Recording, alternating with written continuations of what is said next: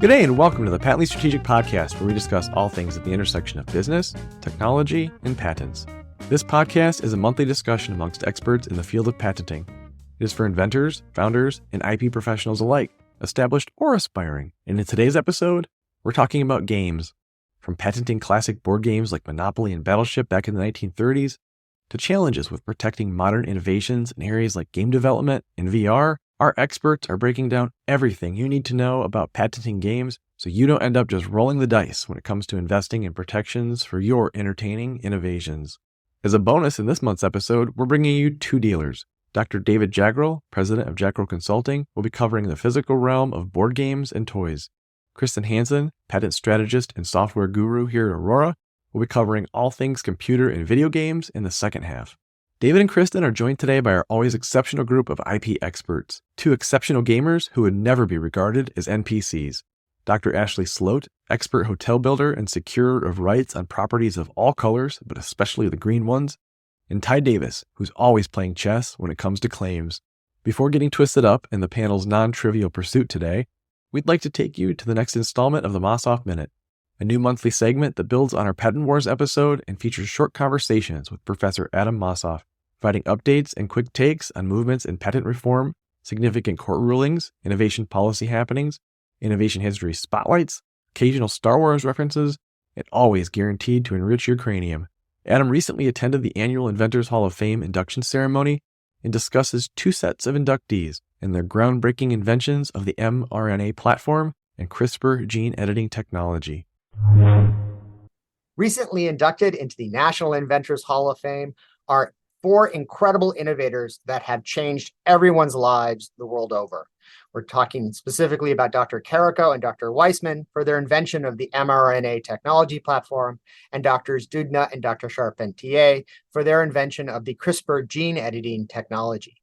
Both of their inventions are byproducts of the biotech revolution that has swept the world of the past 40 years, which began in the United States in the 1980s.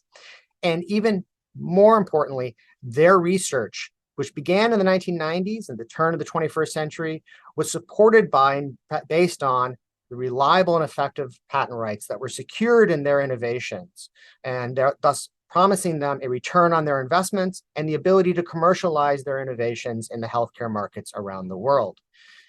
Unfortunately, patent laws have since changed in the ensuing years, and thus we will either be left with these innovations being the hallmark and apex of a long-gone patent system, or perhaps their innovations will remain as lodestars for us to return our patent system back to securing reliable and effective patent rights for innovators such as them. We're also publishing these clips from the Mossoff Minute as short-form videos on Instagram Reels, YouTube Shorts, and TikTok. You can check out these shorts and follow us at Aurora Patents on all three platforms. Now, speaking of great inventors and their contributions to society, we're also very excited to announce the winners of our 2023 RISE Award. Originally called the Relief for Innovative Startup Endurance Award, this is an annual award that we launched during the pandemic to help innovators struggling to endure the financial hardships that ensued, and an award that has given us so much joy we've continued to offer through the years beyond, but now as the Recognition of Innovative Startup Excellence Award. For the winner, we provide a free provisional patent application or $5,000 in service toward a non-provisional. And this year, as in several years past, we've also worked with impressive runners-up on awards customized based on need, oftentimes helping out with things like patentability and landscape searches. This year's first place full $5,000 award goes to Absolute Concept Designs. Dustin Webb and his team at Absolute are developing a hybrid unmanned aerial underwater vehicle drone platform with the capacity to transition between air and water mediums and perform a number of different operations. At this time, we're unable to disclose anything more specific about the capabilities. Trust us, it's really cool. The platform would be utilized for various amphibious missions instead of sending a person into contested environments, resulting in saved lives for our servicemen and women and increased security for the U.S. and our allies across the globe. We've selected Rebel Cultures as our first runner-up to receive a $2,500 patent services award. Rebel Cultures is on a mission to help the world overcome critical plant shortages by inventing a new, high-efficiency, lower-cost method of plant production. Della Fetzer and her team are working on a lab-free method to produce plants. Their device stimulates the replication of up to 10,000 young plants and only 8 square feet of greenhouse or warehouse production space. This invention will allow plant producers in the forestry industry to overcome their current barriers to producing enough trees to sustain our lives on Earth. We've picked Sandbaggage as our second runner-up, receiving a free patentability search and analysis. Sandbaggage founder Michael Wallstrom designed a neoprene bag with a clever locking mechanism that uses beach sand for securing valuables at the beach. Michael's inventor story is an inspiring one about the power of self-bootstrapping when leveraging your own expertise. His company is 100% bootstrapped with zero debt, and he possesses all of the core competencies required to take his product to market without the need to outsource a single function. And finally, but certainly not least, we've selected ChefShare as this year's final runner-up, also receiving a free patentability search and analysis. Dr. Erin Etaw and her team at ChefShare are on a mission to help modern families reclaim their most precious non-renewable resource of time and bring peace, connection, and joy back into weeknight dinners. To that we say, hooray! They do this through a service that will offer heat and serve meals specifically designed for busy modern families from local area chefs. The approach uses customer-provided preference data paired with chef-prepared weekly menus to cluster and match meal orders in order to reduce the price point of private chef services, making it more accessible to all. We're so very excited to be joining these great companies in their innovation journeys. To learn more about these inspiring inventors and their impressive innovations, please check out riseupwithaurora.com. I'll be sure to include that in the show notes as well. As a final administrative note, this will be our last episode for the year. We'll be taking next month to focus internally on some big tech upgrades to better serve our clients. But we'll be back in the new year with an excellent lineup of episodes with discussions on topics like AI implications for patenting, deeper dives on claim strategies, expert interviews with key players in patent reform, and a series we're very excited about that will explore strategies for crafting quality patents that will increase your odds of success if faced with the PTAB or should you need to leverage the ITC to block import of infringing products. And as we head into the holidays and turn the corner from Thanksgiving, we want to give thanks to all of the innovators out there who are working so hard to shape our future, and to the tireless revolutionaries battling in the trenches of innovation policy and patent reform, fighting the good fight to ensure inventors have a path cleared for strong, predictable, and reliable patent rights. Thanks for all you do. It's truly a blessing to know and work with you all. Now, without further ado, here's our conversation on game patenting. David and Kristen, you may now pass go. Getting into the first part of the talk, Kristen and I are going to split today's talk, and I'll talk more generally about games and focused on physical games in the first half, and then Kristen will go more deeply into video games and computer games in the second half. So, really starting at a high level, there's various types of IP protection that you can get for games, and all of them have important and valuable uses. So, of course, you can get patents on a game, but you can also get trademarks and copyrights, and they all cover different things. So, patents are mainly what we're going to talk about today. And for games, they're a little bit, only specific things can be patented. And so you cannot patent abstract ideas. So therefore, you cannot patent the rules of a game. That falls under ineligible subject matter, which we'll talk about also in a minute, a little more in detail. So you can't patent abstract things. You can only patent physical attributes of a game. But there's a carve out. This does not include printed matter. Printed matter would fall under a trademark or a copyright. The other thing, importantly, related to games that you can patent are computer implemented methods. And you'd say to yourself, well, how's that different from an abstract idea patenting a rule? Well, it's because it takes technology to implement something using a computer. And that computer implementation is essentially patentable now. Again, Kristen will talk more about that and give some examples about how that works. But trademarks and copyrights can also be very valuable IP protection for games. So what do they cover? Trademarks cover names, logos, slogans. The big benefit is they don't expire. But the drawback is they don't cover everything. They don't cover physical attributes of the game like patents. They don't cover visual designs, artwork, or text, dialogue, rule books. That would fall under a copyright. And, again, what these things are for is what is IP for? Mainly, you want to protect your ideas. You want to stop copiers. So you can stop people from copying the physical attributes of your game using a patent, stop people copying your name and slogans and logos with trademarks, and then the visual design and the artwork and the rule books can be protected using copyrights. So they all have different pieces of the puzzle, really. In terms of patents, what can you patent? There are 4 categories of patentable inventions. You can patent machines, articles of manufacture, processes, and compositions of matter. And there are explicitly 3 areas that you are not allowed to patent in. And these cover laws of nature, natural phenomena, and abstract ideas. And mainly for video games, what you're going to run up against is this abstract idea category. So you can further break that down into mathematical concepts, or an example of an abstract idea, or mental processes, or organizing human activity. So give some examples to really drive this point home. A few different Federal Circuit cases from the from 2014, 2016, and 2018. First one is Planet Bingo, where they had computer-aided bingo games, and this was rejected. And in the opinion, they said this was directed to an abstract idea of solving a tampering problem and other security risks during bingo ticket purchases. The second example is In Re Smith, is a 2016 case from the Federal Circuit. This case was around a method for playing a wagering card game, was also rejected.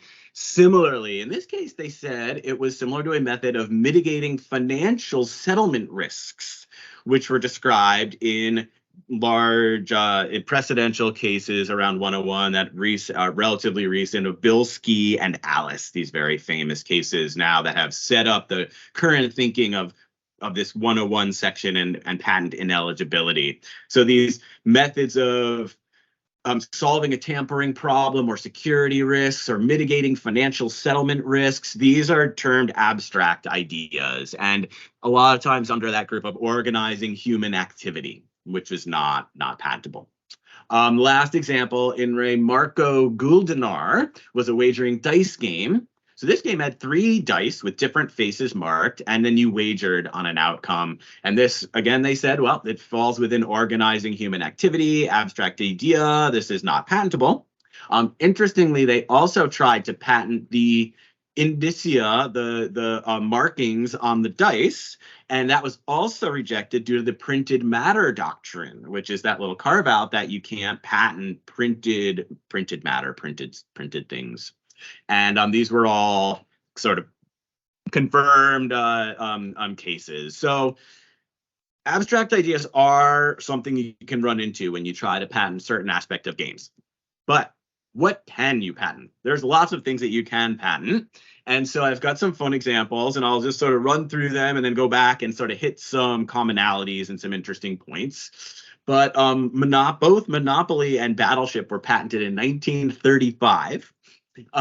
Scrabble has a patent on it. And then, not surprisingly, things like Legos and Rock'em Sock'em Robots and Twister and Simon, Rubik's Cube. Some of those are loosely games, I agree. But those are, a lot of these things are physical, right? A Rubik's Cube. Twister has a very unique board that you play on, and it's a physical thing. Even Battleship was, in 1935, actually, was patented as an electronic game. And they went into all kinds of different electronic circuits of how you would detect whether a battleship was in a certain position or not, what have you. And so these are all like very physical. In the next couple, I'll go into another couple of examples where of board games in a little bit more detail in a moment, where we can look at the claims and really get into this. Sort of, not to, Kristen's going to talk about video games in the next half, but a few video game examples would be this Magnavox Odyssey, patented in 1968, and some promotional videos I saw were from 72. So this was came out in the early 70s. The Atari 2600 joystick was patented, in 1980. More recent stuff, the Kinect sensor for the Xbox 360 was patented by PrimeSense. And so physical things, electronic components of games, physical pieces of games, absolutely patentable. Additionally, software, the first person shooter FPS was patented by id Software in 1993. And now in modern days, Warner Brothers comes out with the game, they'll file many patents around all kinds of aspects of the game, including, for instance, game mechanics. And so, now you're asking yourself, wow, like, sounds like a rule. And is that abstract? But it's not, when you frame it in the right way, according to the patent office, because it's a computer implemented method. And processes and methods are absolutely patentable. And if you implement something on a computer that is novel and non-obvious and passes all the other bars, then it can be patentable. And Kristen will go into more of the video game stuff in a moment. But in terms of board games, I'm going to go through two examples to look at some claims and see how this is actually done.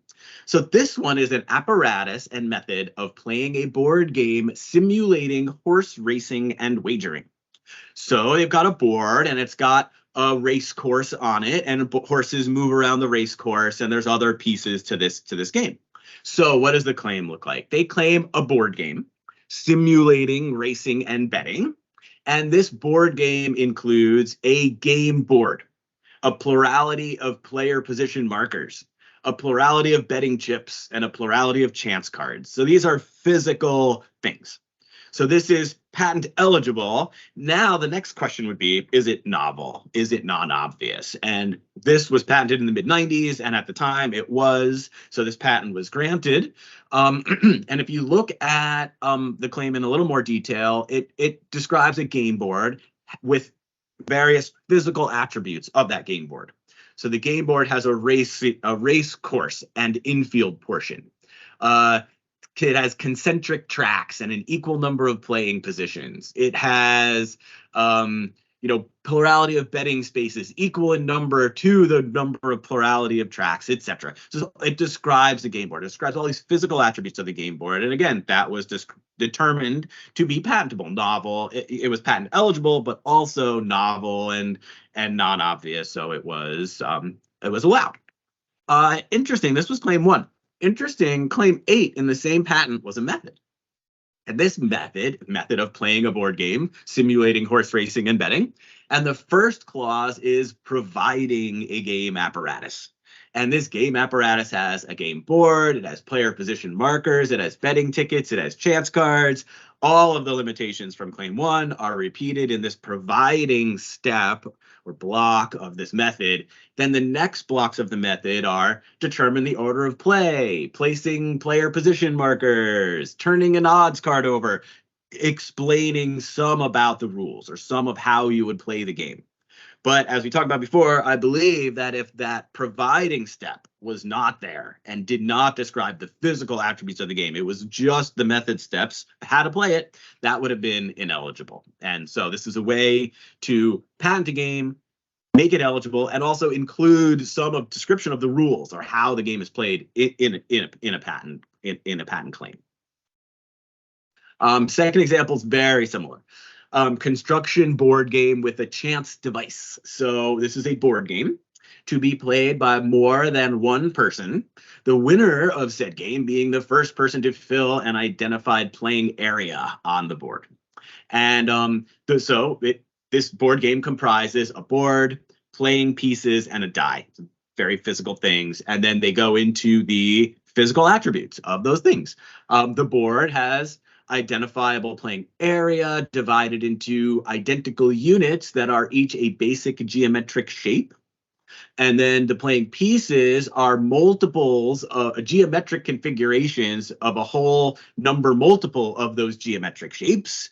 And then you have a die that you roll. And so it's a unique, novel and apparently novel and non-obvious at the time type of a board game that had novel and non-obvious physical attributes that were described in this claim.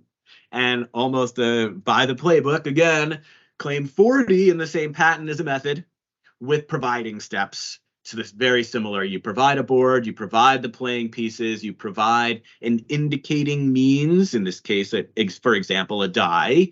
And then so all the physical attributes are included in those providing steps. And then the game being played by each player by actuating the indicating means, rolling a die, for instance, and then playing pieces, having randomly identified geometric configurations, etc. So a little bit of the rules after these physical providing steps. We do this a lot with medical devices too, because if we Yeah. just did the process, it's kind of an obvious process sometimes with any other stent or any other,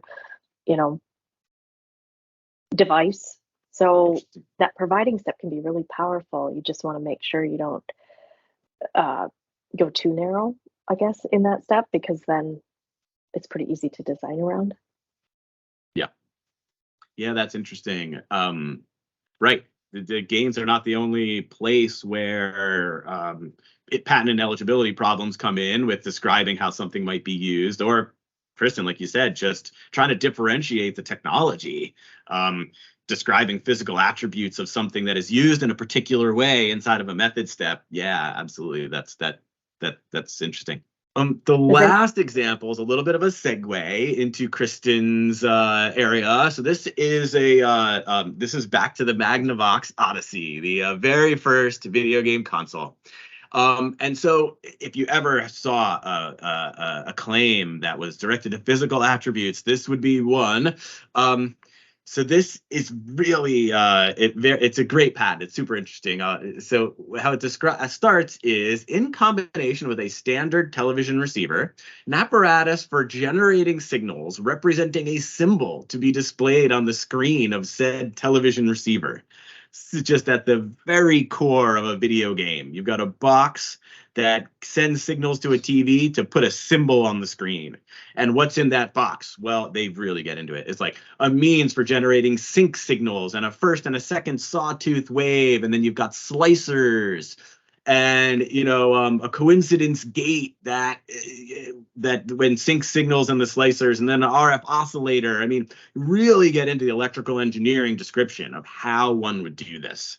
And so the fun story that I'll sort of end my half with here, and before Kristen tells us more about video games, is that the Magnavox Odyssey was interesting. It was notable, but they didn't really realize what they had. And so when Atari first released their first console, they paid a minor sum to Magnavox to license this patent. And then Atari went huge. Magnavox realized the error of their ways. And then Mattel came with a competitor system called Intellivision. And Magnavox said, all right, you've got to pay us a big license for this patent. And Mattel said, we don't think your patent's going to hold up in court. So they refused. So Magnavox sued Mattel for patent infringement, and they won. And Mattel had to pay them several $1 million in damages, apparently. So, but that's not all bad news, because the Intellivision was like a pretty big success. I had an Intellivision. We didn't have an Atari when I was a kid. I had an Intellivision. So this was a fun story for me to look back at. Mattel did really well with it, and if you look back, there's some advertisements from the mid 80s when this was coming out, and they show the Atari 2600 next to the Intellivision, and a famous actor, George Plimpton, at the time was the spokesperson here, and it's just night and day. I mean, Intellivision's graphics are an order of magnitude better, and it's almost laughable, like when you show it right next to the Atari. So Atari got pretty upset at this, and it started this little war between Mattel and Atari.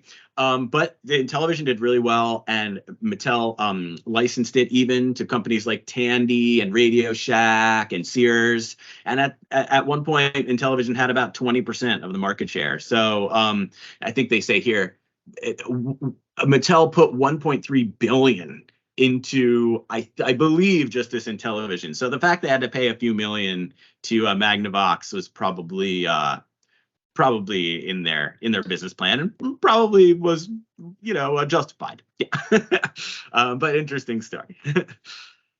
No, it's good to see that history. I I was born in the late 70s, so I saw a lot of things, but I saw a lot of these things later because they were just coming back as retro, right? Right. Yeah. Yeah. I was born in the mid 70s, so I was not able to see that Magnavox commercial from 72. But yeah, saw a lot of these early systems at my friends' houses. Yep, it's fun.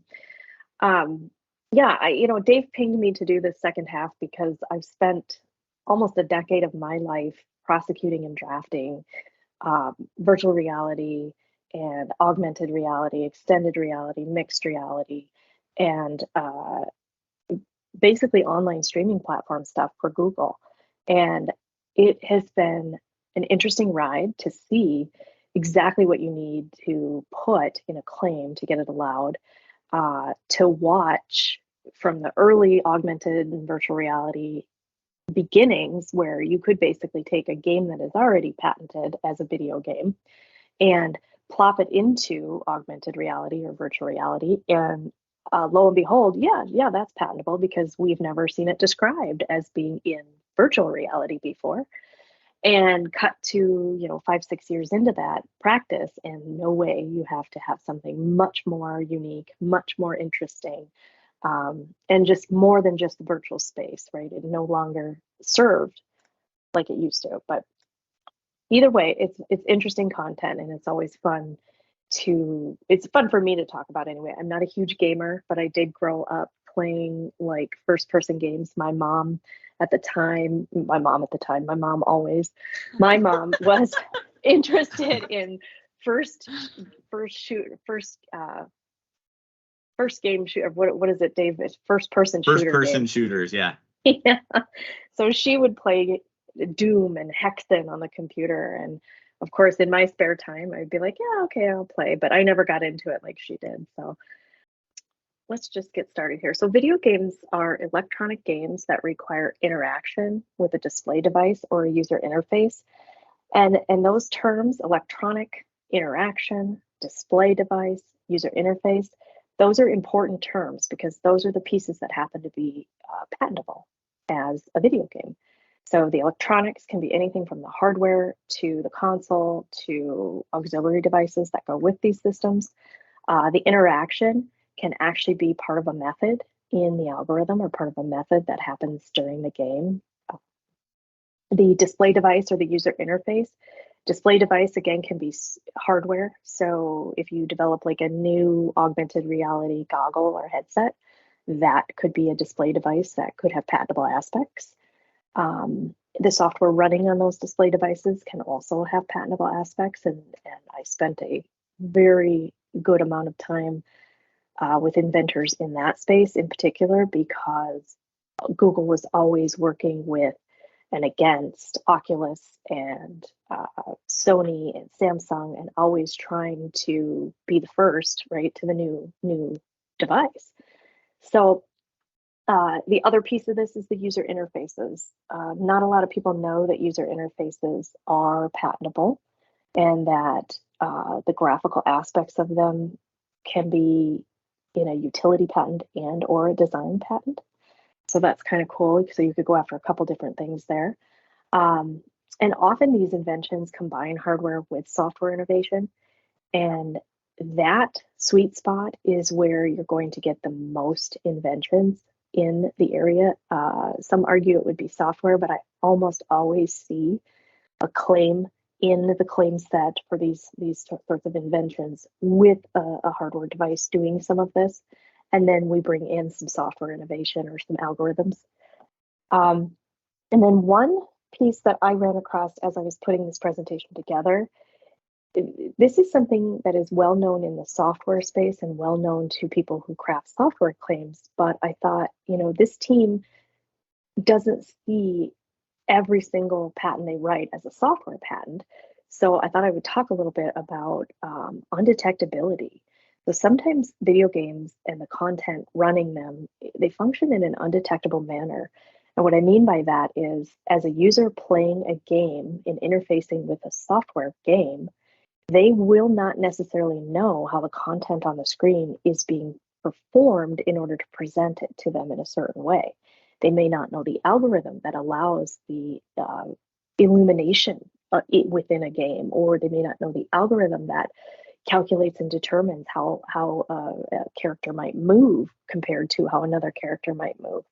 These are things that you wouldn't really detect as like a process that you could write down and say, here's how they're doing that. You would be able to maybe get a hold of a set of code if it were open source, or if you just, you know, the company would share some code with you, you know, because there are aspects of algorithms that companies, and gaming companies in particular, do share, so that others can see how they did this. Even if you've got a patent on some of these pieces, they share it because they think it's nice to have the industry be able to see this. So you could look at the software code and detect that this is going on, but often you don't have access to the software code and all you see is the output. So if that's all you see, it's really difficult to detect what exactly they're doing in their algorithms. And if it's difficult to detect, it's actually difficult to see who or how somebody would infringe. And it's difficult to see how somebody would enforce those pieces. So what I often tell my software inventors that create things that are extremely esoteric and like undetectable, this would include AI, by the way. I tell them you need to think really hard about whether this particular aspect is something you want a patent on, because it will likely not be enforceable easily, and it will not be detectable or infringible easily either, or at least you'll have a hard time proving infringement.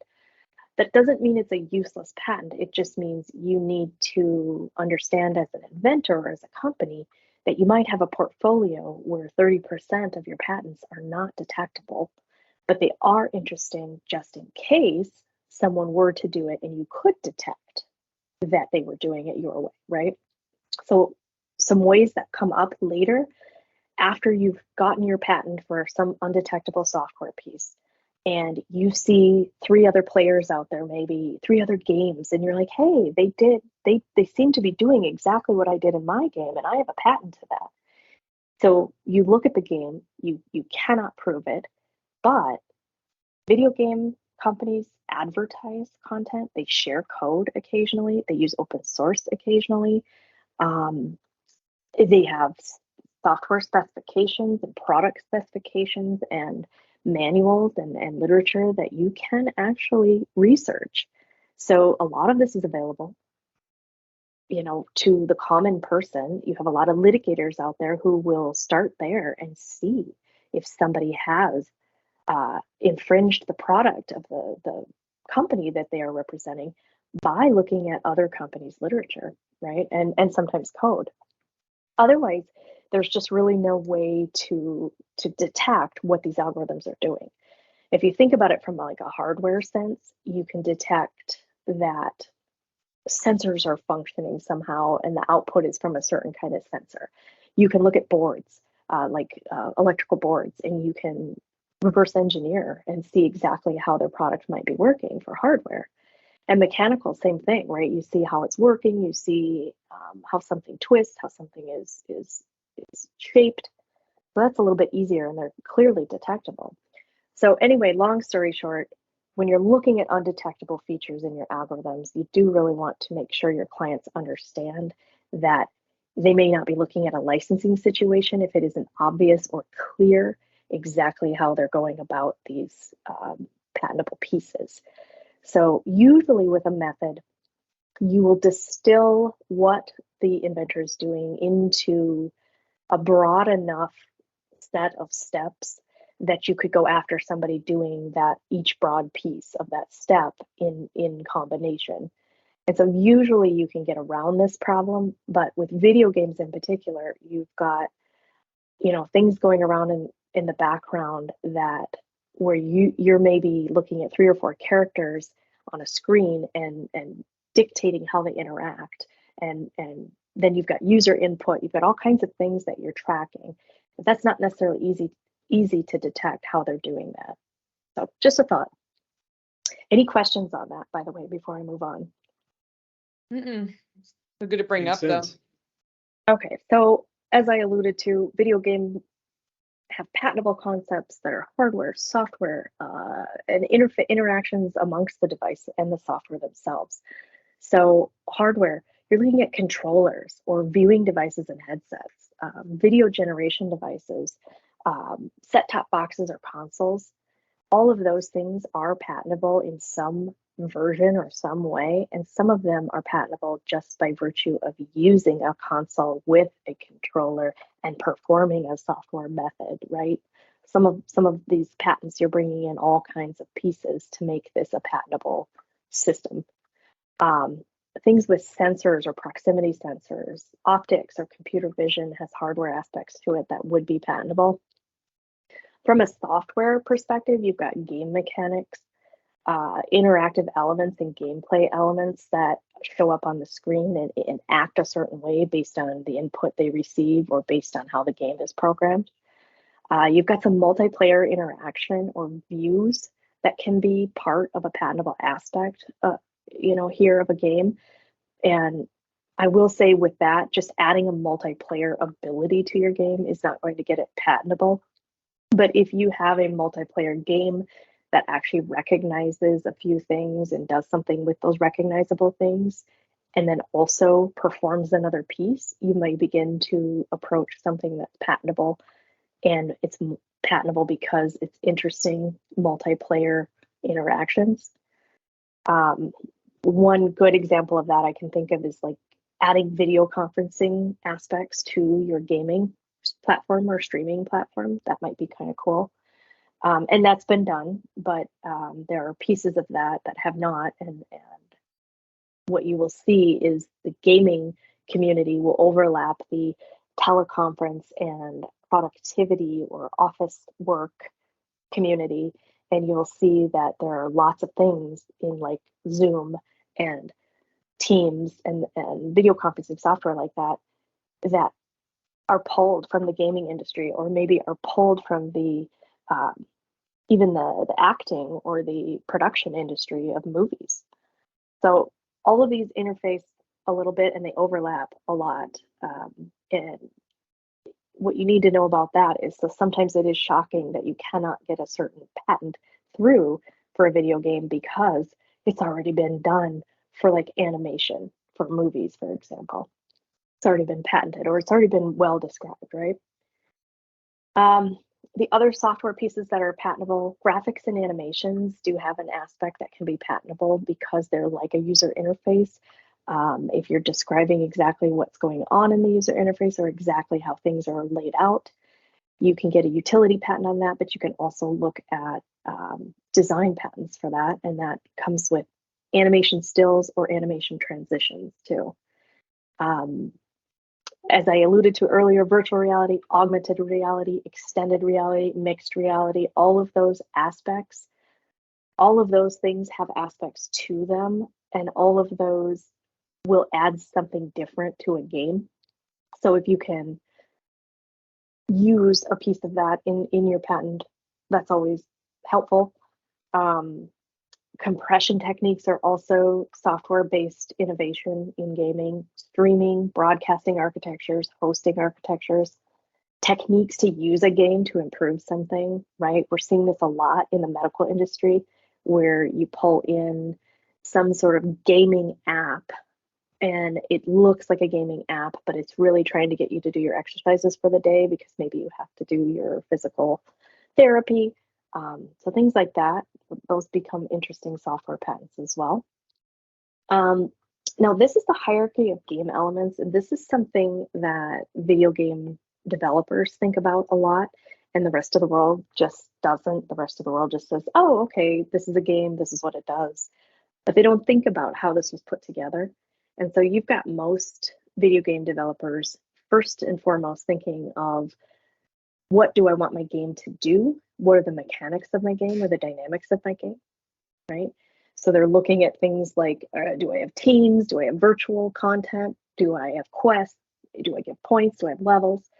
And they're moving on to decide what are the actual mechanics involved with the components that I've decided to have in my game.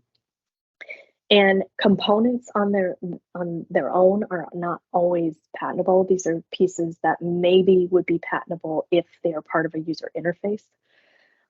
Mechanics kind of look a lot like what Dave was referring to as rules in a game. And so you can have mechanics that are patentably interesting, but they usually have to be combined with devices, hardware devices in the game, or other process or method steps that push you into a computer implemented method rather than a game that has these kinds of challenges. And then the top most kind of feel that developers look at is, what's the big picture of my system that I have to manage, and what are they trying to do? These are dynamics. These are, what's the narrative? What's the relationship? What are these emotions and constraints? And how am I making my user feel, right? And these are often the most powerful because they are the coolest things that your user is interfacing with, but they're not easy to create and they're not easy to predict what's going to work in the world, right? Those pieces are not often patentable. The emotion, the narrative, the relationship, those are difficult to get patents on, but it is interesting to tie that to a graphical element and generate output from that. So I had a patent application that I wrote one time for a set of inventors at Google who they said, we have these virtual reality glasses, we've created this virtual try-on, right? And we want the user to input their measurements and we want them to virtually shop for clothes and do this virtual try-on without a mirror, without anything. They've got their goggles on, they're seeing everything. We give them an avatar. The avatar looks like them and has kind of their measurements. And then we have them pick sizing of clothes. And we know the sizing of the clothes because we've measured these things. And none of this yet was the invention, because they said, then we want to put the clothes on the avatar. And I thought, okay, that's been done, right? We've seen software like this.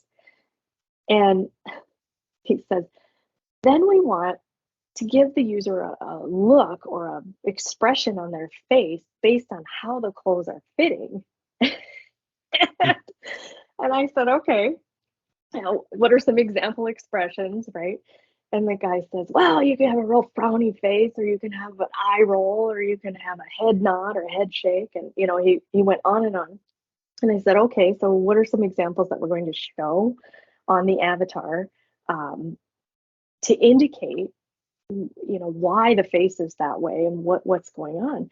And he said, well, I think we could just have it really ill-fitting. We could put a shirt on where, it's too short and the sleeves are all kitty wampus. And so I got off the phone and I thought about it and I thought, how am I gonna describe this to my drafter, right? I've got to get somebody to do these figures. So I go looking for faces online, for like smiley faces and frowny faces and angry faces. And I kind of give that to the drafter, and then I say, okay, this avatar has to wear a shirt, but it has to look like it's 5 sizes too small. I want the belly hanging out. I want it's too tight at the waist. And so these figures came back as some of the best figures I've ever seen, based on the most ridiculous thing that I have said, right? They were beautiful. And on top of it, I had given them a picture of one of the inventors. They said, does anybody want to be the face of the avatar? My drafter is pretty good with like likenesses and making the people in the images kind of look like real life people. He was really good at it. And so the one guy had volunteered, yeah, here, I'll send you a picture. And so we made him look like it. And so this poor inventor, who I've worked with several times, right? So he was not upset. He was just laughing because it looks like him in ill-fitted clothes and pants and frowny faces and very upset in various figures. So it was interesting, but that was an idea of trying to get emotion into one of these games. And I think it's really hard to do, but the way that was patented was to say a first expression be based on fit and choice size selection, right? And so you begin to see how you can enumerate things that would impact emotion or impact a display of emotion. So anyway, it was always that's always really a- interesting, Kristen. Like that drafter had the best day at work that day when you with that project. So like, do I need to draft another nut and bolt or a hubcap? No, people in ill-fitting clothes that are upset about it. Yep. It was awesome. Well, it's kind of fun though to be like in a patent too, right? To have your face memorialized like that. Yeah. Yeah. You know, I would often do that. I would ask inventors, say, we have to put 5 fake names in here. Do you want your name in there? You know, obviously it's going to be listed on the patent, but do you want your mom's name in there? Do you like the name this or the name that? And I didn't do it very often, but with software patents, you're kind of able to extrapolate really high level examples into the algorithms. And so with mechanical cases, you're kind of saying, you know, X is connected to Y and Y moves like this with respect to X. And you're kind of limited to the language. In software cases, you can extrapolate and expand in ways that I don't recognize in any other field that I've drafted in. So it's kind of cool. So I would always ask them, do you want a name in there that you like? Do you know, you want your kids' names in there? Just because it was super easy. If I'm putting player names in there, I could put player 1 or I can put, you know, A and B mashup, whatever, you know. Okay, so let's just do a couple of examples. So I will go quickly. So this was a dialogue wheel. It actually was just a GUI that was put in there to talk about like how I can have a dialogue with my gamer or with my user. And the way they did this was they said this was a graphical interface displayed during operation of a program. And it has a choice indicator. And the choice indicator has a bunch of selectable slots. And the slots give me a class of dialogue choices when selected. So this particular claim just described this graphical interface and said, this is what it can do. This is what you can select. It was very broad. And then it said that this graphical interface is consistent as to the position of dialogue classes throughout at least a segment of the program. So that just means it continued to be on the screen as long as it was valid. And then the second claim here said that this graphical interface comprises a radial choice indicator. And that could have said, you know, a slide bar or a radial dial, could have said all kinds of things. But the reason to put a shape like this in is because you're describing a graphical user interface. And if you have a competitor that does the exact same thing with a slide bar, they're going to get the claim because it designs around yours. So it's always good to put a few things in that describe the GUI itself, shape-wise or animation-wise, but get those into dependent claims because if you don't have to use them, you don't want to use them. They're easy to design around. This one was the most interesting. I had not heard of this one, but this was a sanity meter element, and this is actually a Nintendo thing. And they had a character sanity meter, and it's this little green indicator bar. And basically what they did was they went after a method of operating a video game, including a game character controlled by a player. And they said they set a sanity level of the game character, and they modified the sanity level of the game character during gameplay according to occurrences in the game. And if you jump over to the flow chart here, the occurrences were, did the game or creature, did the user come into a game creature or a gruesome event? So did they experience these things? And so basically the claim goes further down to say, if they experience this feature, and it's a gruesome event usually, you modify the sanity level. And so thereby making the game harder to play because your character's sanity is going down, right, or up based on how many gruesome events you run into. So it brings a psychological piece to this. So I thought it was interesting. I feel like I need that on a daily basis, but not for like gruesome things, but like paper cuts and other weird things. What's Ashley's sanity level? My work product goes down as I experience gruesome events. Yeah. This And is then- and this is then- actually a parenting. It's like a parenting Yeah. AR application. Actually, how it detects strange things your kids are doing, and your sanity level just goes down and down and down. How many times they scream So, at each other game or over. ask a question, Yep. and yeah. Well, and I think what made this most interesting patentably is, sure, you've got a sanity level and you've got a UI piece that shows a sanity level and you can modify it. But the most interesting piece, controlling gameplay according to the sanity level of the game character, right? And this is done by varying game effects according to the game character sanity level. That's really interesting. You change what's going on in the game. In real life, it's Moloch at play controlling your sanity level and that feedback loop. Murphy's Yep. Law. Huh? It's the worst feedback loop ever. And then Kristen, this can is the last. you just talk for a second on that one? I'm curious. Like Yeah. it's a method of operating a video game. So in your mind, this is clearly a computer implemented method. So it's patent eligible. And what Yes. if that's the case? Like what in the claim makes it so? Yes. So this is because this is a method. So that's patent eligible subject matter. And then we're operating a video game. And in your spec somewhere, you'll say what operating a video game is. And it's likely using processors and consoles and computer pieces and products, right? So because that is fully defined in your specification, it is okay to not say computer implemented method.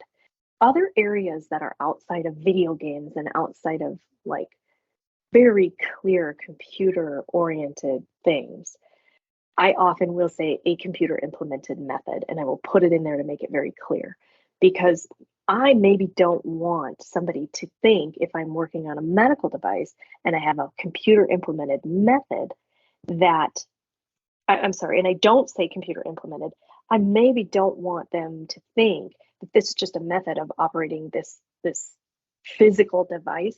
I want them to know this is computer implemented and this is something going on in the software of this device, right? This is not just hardware. So Yeah. Okay. it's kind of a choice. It's the same thing with putting a processor in or not putting a processor in. As long as you've got it in your specification, you're okay. But Yep. you will run into the stickler of examiners who will say you need to put processor and memory in your claim because this is a computer claim. The exception to this, if I were to write this exact same claim as a computer readable medium claim or a computer program product claim, I would make sure I had my processor and my memory in that claim, even if my method claim was a little bit broader. Interesting. Make sense? Okay. Yeah. Okay. Yeah. Thanks.